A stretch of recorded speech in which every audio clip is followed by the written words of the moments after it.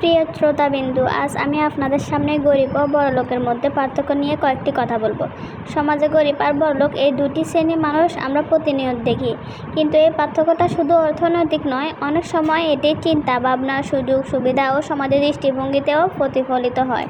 বড়লোকেরা সাধারণত ভালো শিক্ষা পায়, উন্নত চিকিৎসা সুবিধা ভোগ করে আর জীবনের প্রাথমিক চাহিদাগুলো পূরণ চিন্তিত থাকে।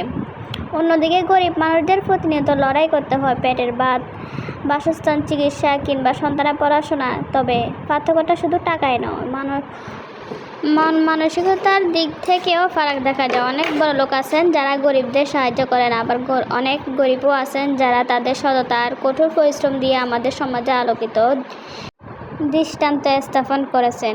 সবচেয়ে বড় কথা, গরিব বা বড়লোক হওয়া কোনো মানুষের আসল পরিচয় নয়। আসল পরিচয় তার মনুষ্যত্ব, নৈতিকতা ও কর্মে। আমরা যদি একটি সততা ভিত্তিক সমাজ গড়ে তুলতে পারি, তাহলে এই ব্যবধান অনেকটাই কমে আসবে। তবে দুঃখের বিষয় হলো, সমাজ অনেক সময় গরিবকে নিচু চোখে দেখে আর বড় লোকদেরকে বেশি সম্মান দেয়।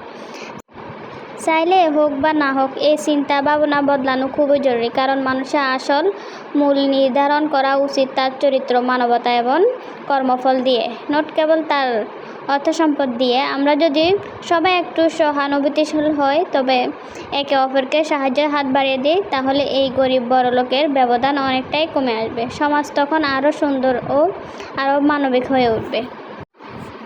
শেষ কথা, গরিব হওয়ার লজ্জাও নয়, অন্যায়ও নয়, বরং যারা অর্থ, ক্ষমতা বা সুবিধা থাকা সত্ত্বেও গরিবদের প্রতি অবহেলা করে, তারাই প্রকৃত অর্থে গরিব। মন থেকে সবাইকে ধন্যবাদ।